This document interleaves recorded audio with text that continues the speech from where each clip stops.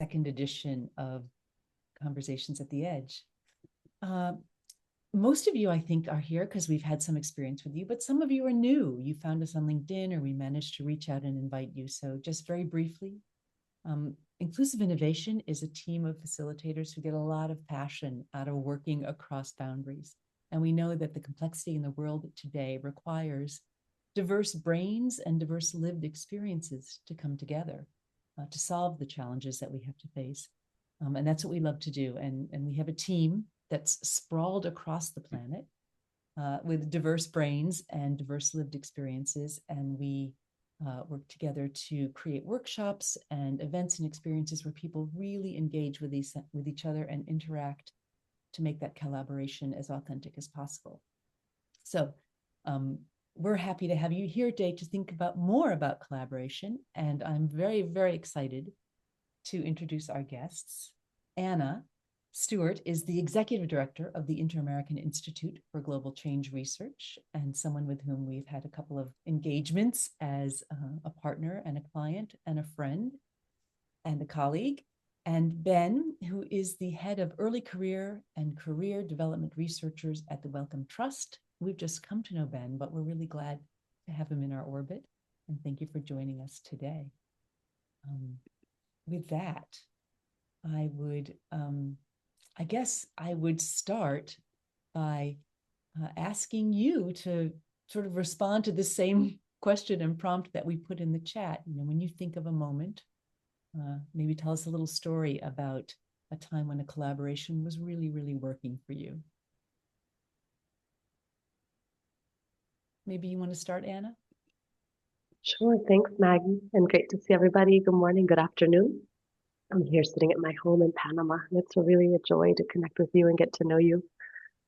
So Maggie invited us to tell a quick story. And one of the things that I think about when we have collaborations that work is sometimes you need a moment, like a moment in time, something that catalyzes the collaboration. And for us, that moment in time was the pandemic. And as an intergovernmental organization, we have a broad agenda serving our 19 member countries, all on global environmental issues. But the issue of health had come to the forefront, and our need to support science to address the health challenges that our countries were facing. And at the same time, we were aware that there were a number of really important funding opportunities coming down the pipeline related to health and environmental issues, climate and health. And we saw a responsibility to really prepare our member states for these funding opportunities. Because if we don't do that, what we've seen is that the same usual suspects access the funding. It ends up being mostly in the Southern Cone in South America, let's say Brazil, Argentina, maybe Mexico, where most of the research capacity is in Latin America, and of course in North America. And as, again, a country that we serve 19 countries across the Americas, we think it's really important to especially work with our smaller member states and smaller universities and people who maybe don't have access to research funding traditionally or less access to really level the playing field. And so in this context, this moment, which was the pandemic and post-pandemic, we came together with some friends who at that point had shifted. All of us, as we grow in our careers, our roles shift and we were able to reconvene. A good friend of mine had just become the head of the Global Consortium for Climate and Health Education, which was based out of Columbia University. And she reached out and said, hey, what can we do together? You're now at the IAI, had formerly been an academic. I'm now at this role. Like, what can we do together to better serve the region of the Americas?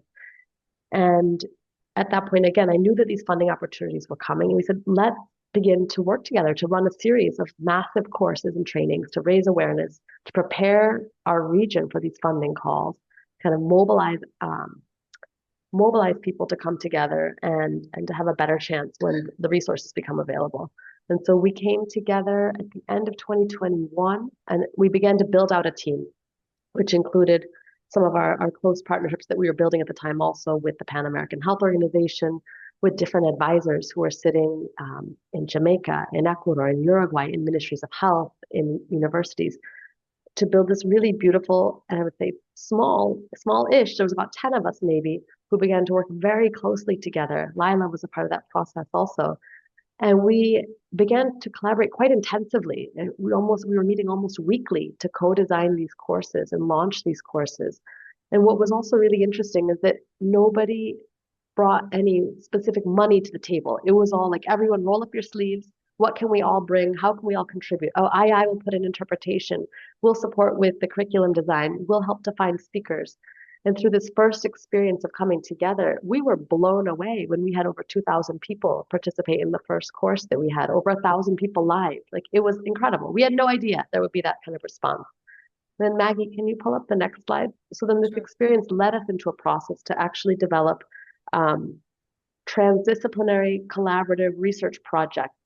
And we held virtual and in-person trainings where in the end, 12 teams, which included natural, biophysical, and social actors, be it the mayors from local communities, people from indigenous communities, or people from public health or other environmental sectors, came together to co-design research projects related to global environmental health. And we met in Neuquén. These photos are from Neuquén, Argentina, in the Patagonia region, where we met for almost a week.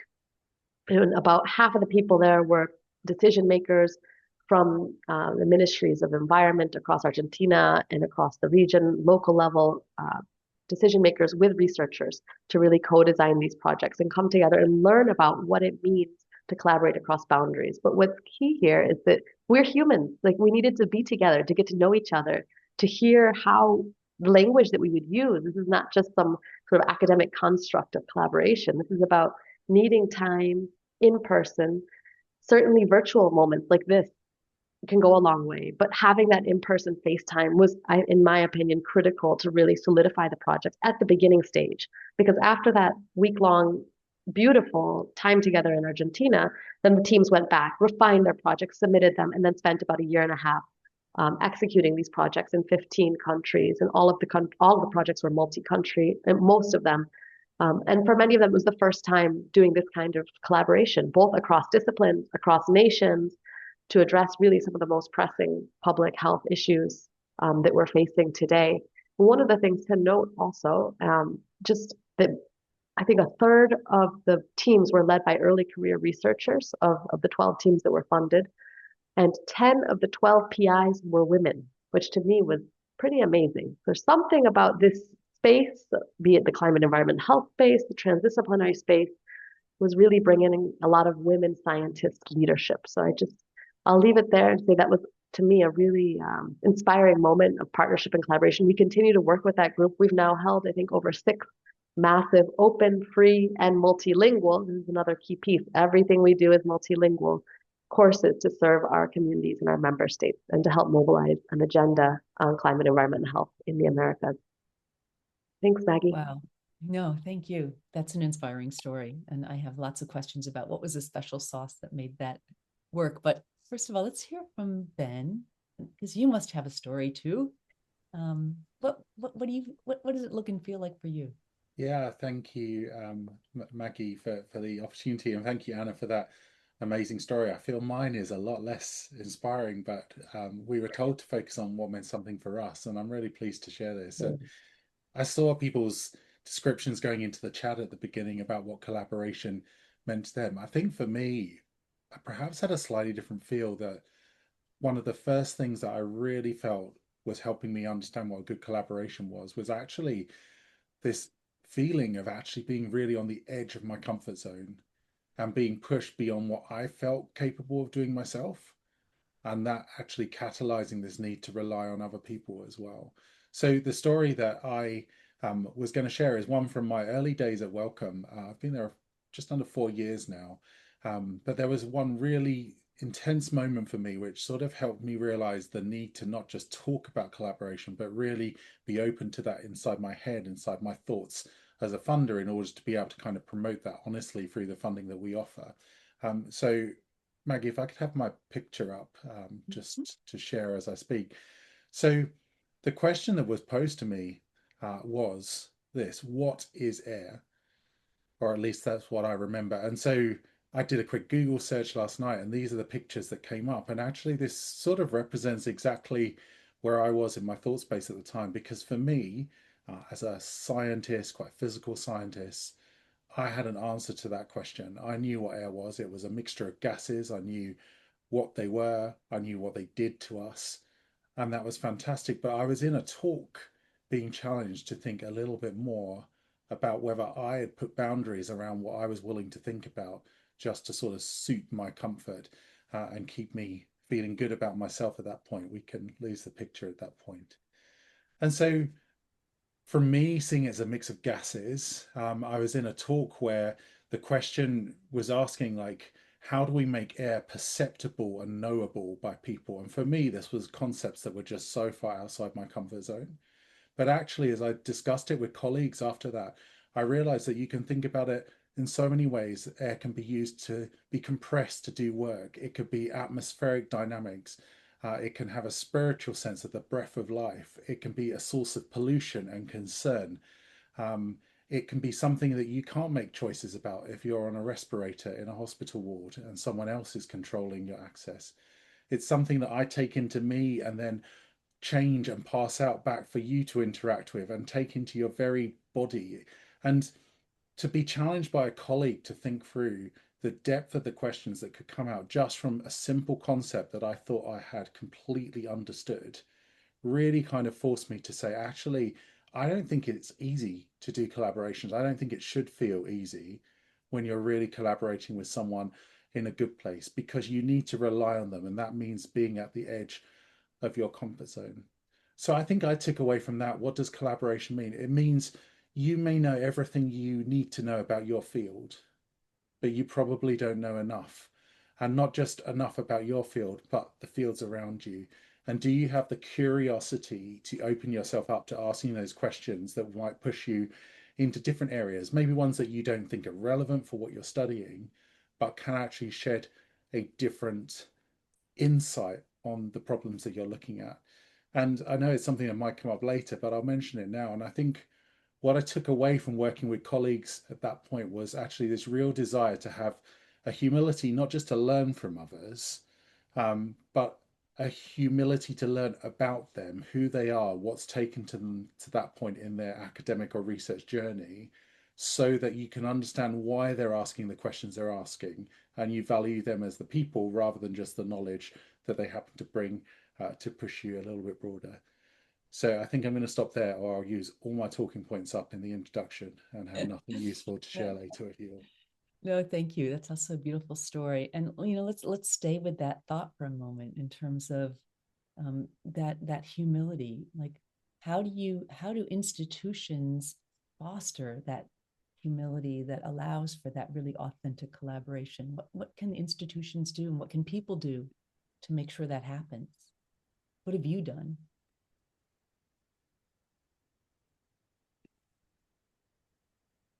I'll kick off then. I think one of the things that we've tried recently as Wellcome as a funder is actually bringing all of the disciplines that we fund under a single remit. So in the past, we had a separate funding stream for humanities and social sciences. And indeed, we actually had separate funding streams for global research as opposed to research carried out in the UK where we are based. And with the strategy shift that we went through in 2020, 2021, we decided that actually we'd bring all of this discovery research, so knowledge generating blue sky research, as it were, under one single scheme where we have projects from arts and history practice all the way through to quantum computing. And as long as it's relating to knowledge generation in health, life, and well-being, we will look at that together. And I think for the field, this was deeply troubling when we suggested it in a way, because people were saying, how am I going to compete against the physicist? How am I going to compete against the cell biologist when I'm doing a history project? And then I felt as a funder, it was an inspired choice, and it was made before I arrived, and I've just been the beneficiary of working in this system. But it's not a competition, because everyone has their own projects, their own strengths that they're evaluated on.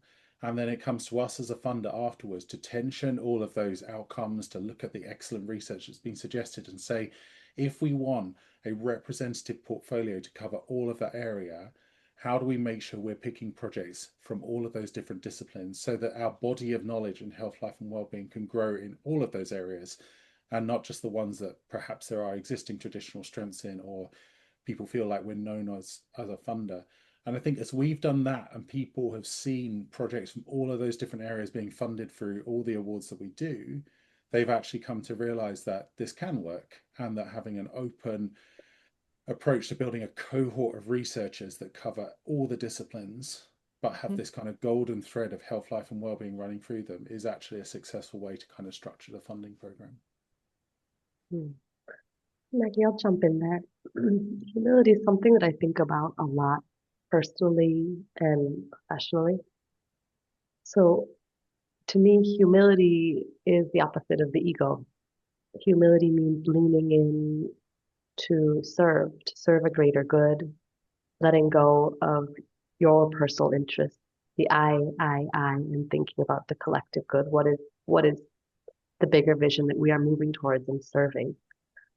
At an institutional level, we do that very intentionally. Again, as an institution that serves governments, that serves our member states, that is part of our ethos, that we are here to serve from humility, that we listen to what our member states and countries need and ask of us, and we respond. We're not here to bring our agenda, our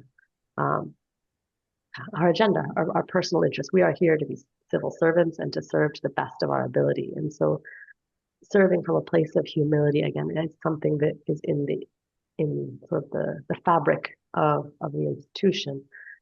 That said, science, and also being, I call myself a recovering scientist, I know that the field of science is fraught with an excess of ego. And we are actually trained at a very, very early stage in our career to inflate and grow in unhealthy ways the scientific ego, to be the sole knower, to be the expert, to be the best in the field. And if you don't do that, you are told you will not be successful, you won't progress, you won't have a salary at the end of the day, you won't be able to thrive, do the work that you love, and support yourself and your family. I mean, this is a fallacy, and I think a major issue of how science, Western sort of traditional positivist scientists, is still and continues to be structured, and how the evaluation and promotion systems are. And so in that context, we at the IAI, I think, work explicitly to support humility through the transdisciplinary processes.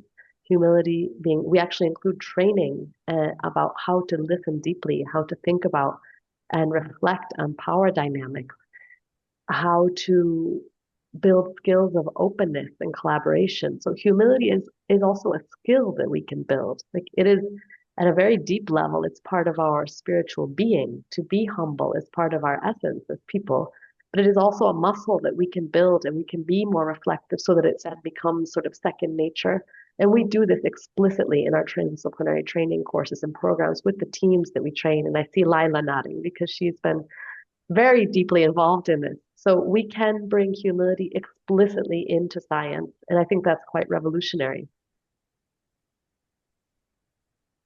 Yeah. And I wonder, I don't know, Ben, I mean, the two of you, how do we bring more humility into collaboration in science? How do we make it okay?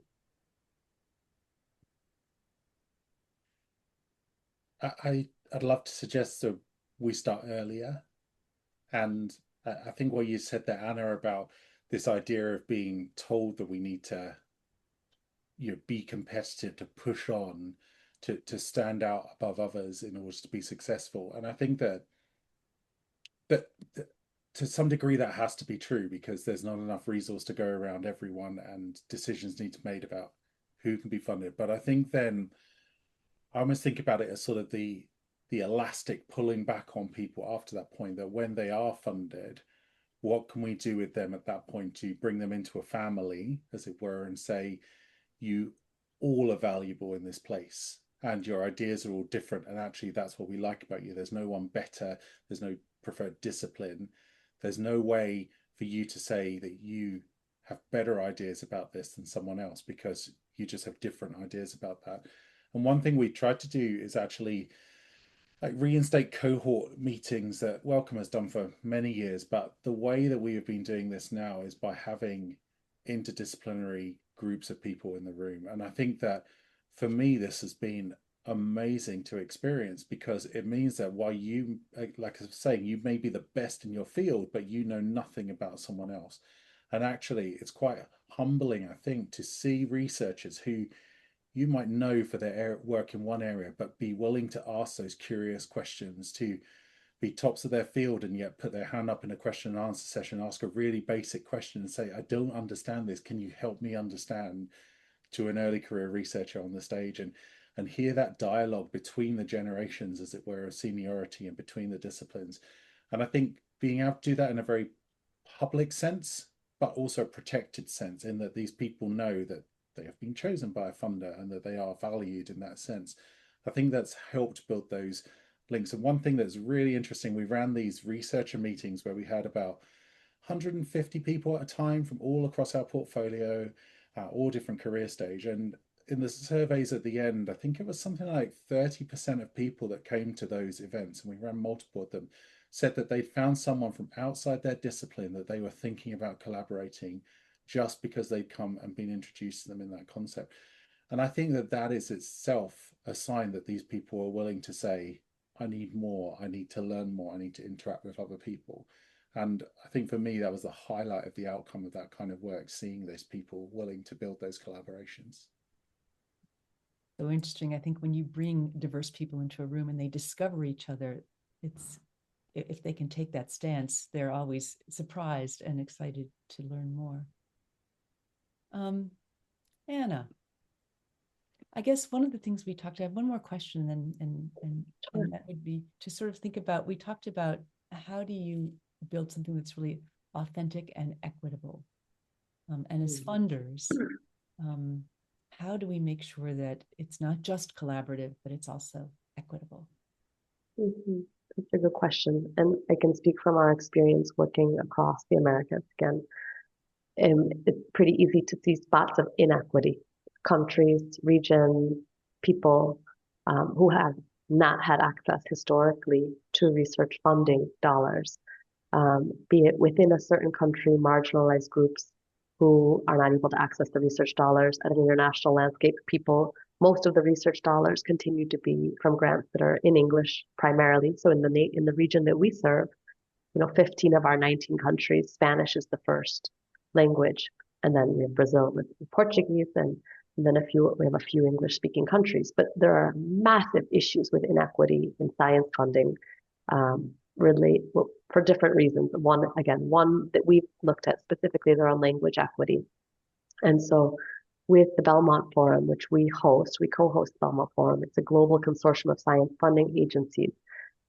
We were able to work with the Belmont Forum Secretariat and the whole community of Belmont Forum members, I think there are around 35 different funding agencies, to pilot a new multilingual grant submission platform for the first time. So IAI was co-leading a new global funding call, a multilateral funding call on tropical forests. And we were holding scoping workshops around the world, some of them on the ground in the Amazon region, others virtually, bringing together people from indigenous communities, scientific communities, and and governments to talk about what they thought were the key issues that should be in the funding call. And we go through that process and we're like, how could we possibly issue this funding call only in English? Like, that would be such a direct, blatant violation of equity and everything that we've just spent the last year working together to develop. But we said we need processes that are robust, that are transparent, that meet all of the data privacy agreements to be able to work with multilingualism. And so thanks to support from the U.S. National Science Foundation, we were able to build an AI platform within the Belmont Forum protected grant management system, so that we are now piloting two funding calls, the Africa Regional Call and the Tropical Forest Call, with grants that have been submitted in English, Spanish, French, and Portuguese for the first time. We have capabilities to build that out to 10 different languages. So through that experiment, we're really pushing on language equity. As I mentioned, all the trainings we do are always multilingual. In our case, when we host these open, massive trainings, I would say 90% of people who come are Spanish speaking or Portuguese first, not English speaking. And so for us, it's really important that even training materials, courses, grants, resources are available for people in different languages. And then the other piece is doing the trainings themselves are a big piece of equity. I tell this when I meet with funders all the time. You may have, this massive funding pot. And if you just launch the money into the world, you are going to do nothing to change equity in the funding landscape. We need to prepare the communities, help to build teams ahead of time, support networking and training. Otherwise, we will continue to only support the status quo, and most people will continue to be excluded from access to research funding and training, mentorship opportunities, scholarship opportunities, the list goes on. Yeah, I mean, that really resonates with me too. We've recently been working on a program to really bring the collaborative skills training at a younger level, as you were talking about, Ben, getting people younger, earlier in the system, but also making sure that we're engaging with people who haven't yet had the opportunity to be exposed to some of the thinking and some of the ways of working, to create more opportunities for that equity. Well, we're going to hear more from you before we finish today, but for a moment now, I want to thank you for sharing your expertise, which has been quite provocative and inspiring to help the rest of us have an opportunity to join the conversation, and think about how does this resonate with us? What does this mean for us? So we're going to invite you into some conversations, maybe for about 10, 15 minutes. And we'd like you to think about this as a place, not so much to, talk about what works or doesn't work, maybe a little bit about that, but, really to reflect for yourself. What did you notice? What do you take away? What do you want to use from these conversations? We will put some notes in the chat too, but I'll just give you a slide. So here in the breakout, would you introduce yourself briefly, like one breath, and use that breath to give your name and maybe where you're from and why you care about collaboration. We don't need to know your whole life story, but if you like to tell your whole life story, put your email in the chat and share that with people later. But then to really jump into the thick of it and discuss, what are your reactions to what you've heard? Here are a couple of prompts. We'll put them in the chat as well. You're not obliged to follow them, but they're guidelines in terms of what you might talk about in your group. What struck you as interesting? What's staying with you? And what does it take to build genuine humility and openness into collaboration? We talked about that just now. And what does it take? And if there's an idea from today's session that you would like to put to work, share that with your group. Are you willing to do that? Then I'm going to ask Vince to create some groups. We'll 10 or 15 minutes in those groups, and then we'll come back and finish together in one big conversation. Yes. Just a little moment while I put together those groups, and I think we're good to go. All right, so as Maggie said, you'll be in there for about 10 to 15 minutes. We'll let you know when to come back. If you run into any issues, come back to the plenary. I'll be there. And what can I say other than enjoy your conversations? Thank you, Vince.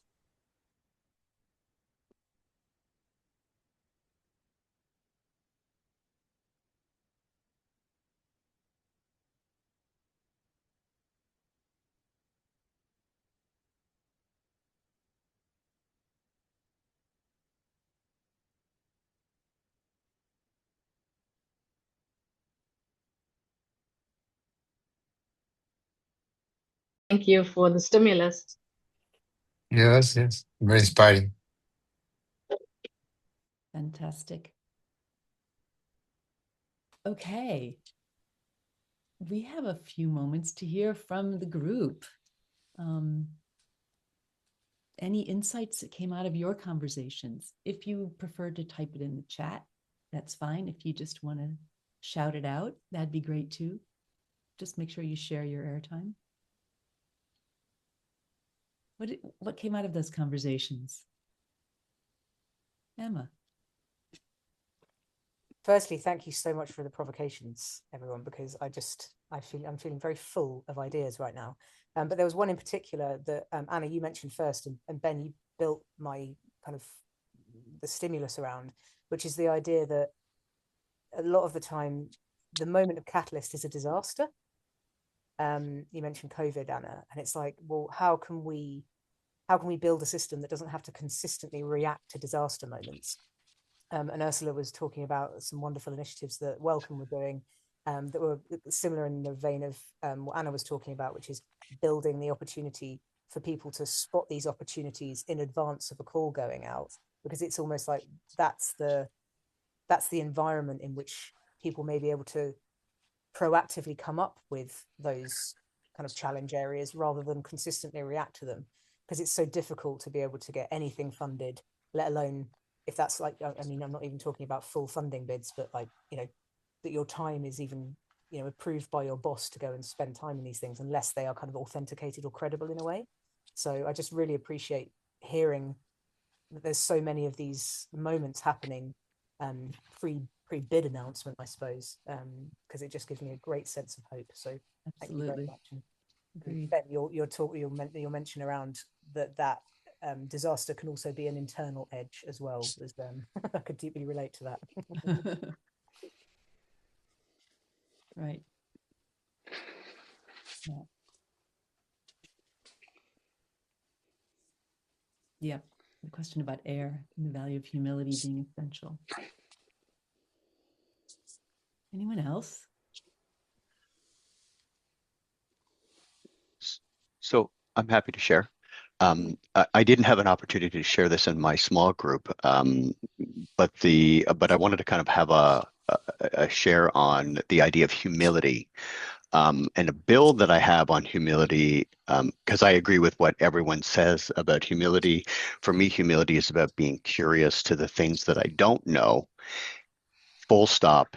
And I think humility is also about knowing what you know.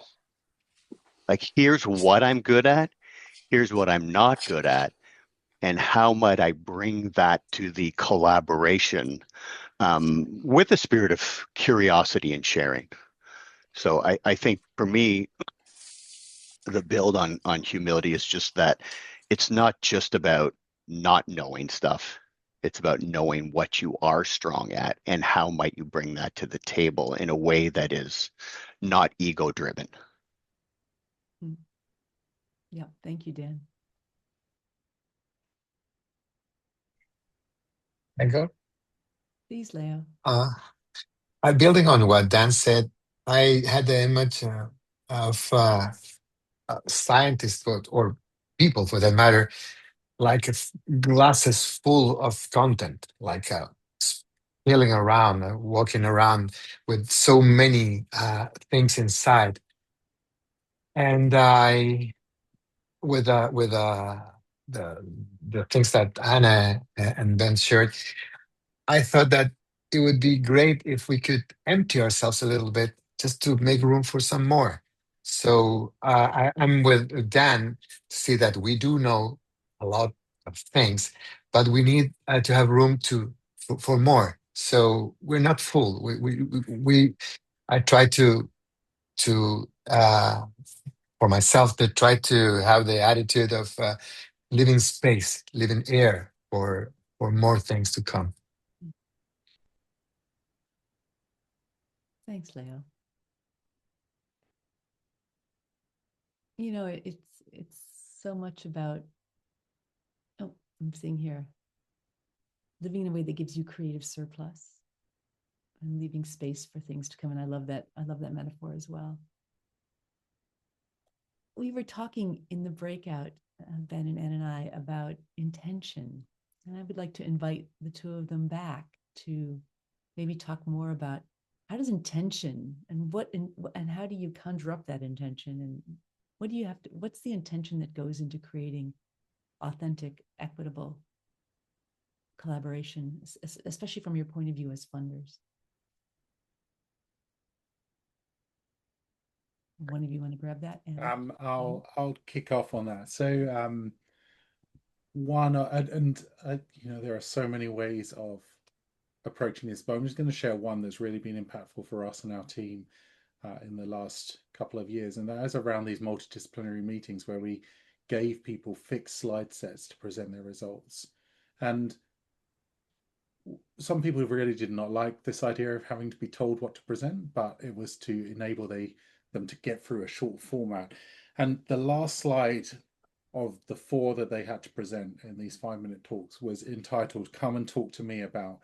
And I think that for me, putting that up there actually opened up this route to kind of curiosity and humility, and that idea of being able to say, come and talk to me about this because I'm an expert, but come and talk to me about this because I don't know and I need new ideas. And I was just surprised because we didn't give that guidance to them to say, this is a chance for you to ask for help and to say what you can help others with. But that is sort of what people naturally did when they were forced to interact with that question of, if I'm asking people to come and engage with me, what do I want from that? And I felt then that actually there was this natural kind of understanding of both giving and receiving in that.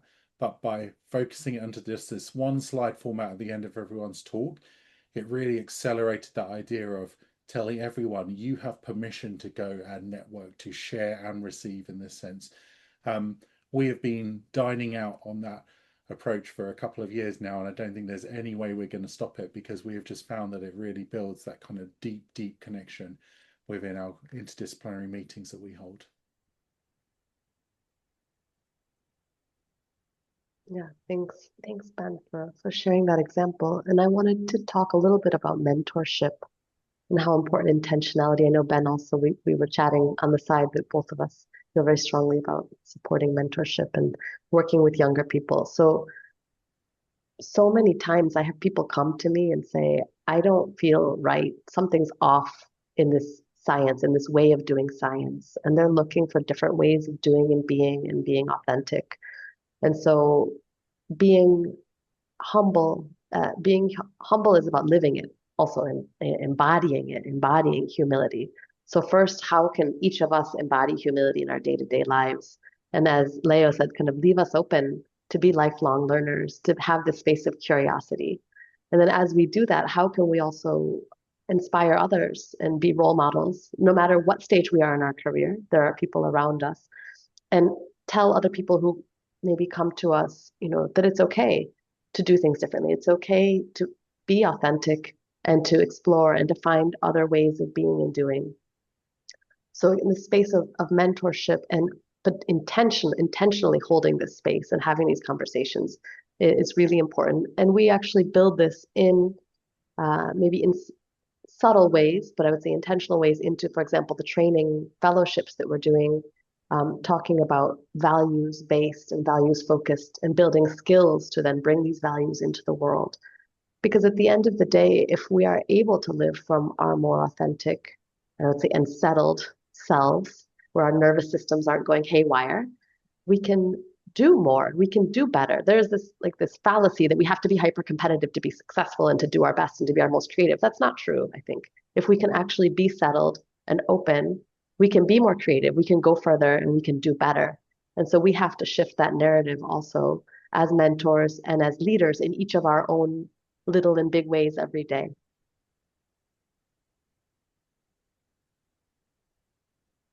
Yeah. I'm always impressed with the richness that emerges when we have conversations like this with each other. And what I'm hearing now really is how important it is for us to lean into collaboration with an open mind and open heart and humility. And I think that's a really nice message. That's what I'm taking away. As we close, unless there's anyone else who has something to say, I think it's a good way to finish with a thank you, of course, to Ben and to Anna for the rich conversation that we were able to have as a result of listening to them and their conversation. And looking ahead, we already have another collaboration across boundaries set up. This is going to be in January, middle of January, 2026 already. We've invited Bernard Slippers, who is the director of Forestry and Agricultural Biotechnology Institute at FABI, they call it FABI, at the University of Pretoria, and also Ramona McPhee, who is the Chief Operating Officer of the World Agricultural Forum. So I think it'll be a nice conversation, and I hope that those of you who have joined us a couple of times will come back again, and please share this with any of your friends and colleagues who you think would find this conversation rich and nourishing.